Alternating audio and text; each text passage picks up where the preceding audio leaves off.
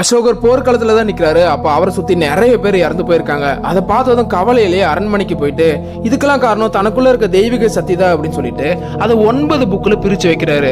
அப்புறம் பெரும் மாவீரர்களை கூப்பிட்டு இதை பத்திரமா பாத்துக்கோங்க அப்படின்னு சொல்லவும் அடுத்து காலங்காலமா மாறுது. நிறைய பேர் வந்து அதை பாதுகாத்துட்டு இருக்காங்க. அதுக்கப்புறம் இந்த காலகட்டத்தில் தான் காட்டுறாங்க ஹீரோயின் மடத்துல உட்காந்து தியானம் பண்ணிட்டு இருக்கும்போது அவங்களுக்கு எதிர்காலத்தில் நடக்க போற ஒரு அசம்பாவிதம் கனவுல வருது. அப்போ புத்தகங்களை பாதுகாக்கிற அந்த எல்லா மாவீரர்களையும் இங்க கூப்பிட்டு பெரிய பிரச்சனை வரப்போகுது அப்படின்னு சொல்ல யாருமே அதை ஏத்துக்க மாட்டேங்கிறாங்க. அங்கிருந்து போயிடுறாங்க. ஹீரோயினும் தான் தான் அதை பண்ணணும் அப்படின்னு சொல்லிட்டு இமயமலையில இருக்க குருஜியை போய் பாக்குறாங்க. அப்போ அதீத சக்தி இருக்கிற புத்தகம் உன்கிட்ட தான் இருக்கு. அப்போ உன்னோட வம்சாவளியில வர ஒரு குழந்தையால மட்டும்தான் இதை சரி பண்ண முடியும் அப்படின்னு சொல்ல பார்த்தா ஹீரோயின் அப்ப பிரெக்னெண்டா இருக்காங்க. ஹீரோயின் கண்ணீரோட நான் பண்றேன் அப்படின்னு சொல்லிட்டு குழந்தை பிறந்ததுக்கு அப்புறம் அதை எடுத்துட்டு போய் சிவன் ஆலயம் முன்னாடி போய் வைக்க பல வருஷம் கழிச்சு தான் காட்டுறாங்க. ஹீரோயின் சொன்ன மாதிரியே ஒருத்த வந்து எல்லாரையும் கொண்டு போட்டுட்டு அங்க இருக்கிற புக்கு எல்லாத்தையும் எடுத்துக்கிட்டு இருக்கான். அப்போ மாங்கு வந்து ஹீரோவை கண்டுபிடிக்க வேண்டிய நேரம் வந்துருச்சு அப்படின்னு சொல்லிட்டு ஒரு பொண்ணு அனுப்பி வைக்கிறாங்க.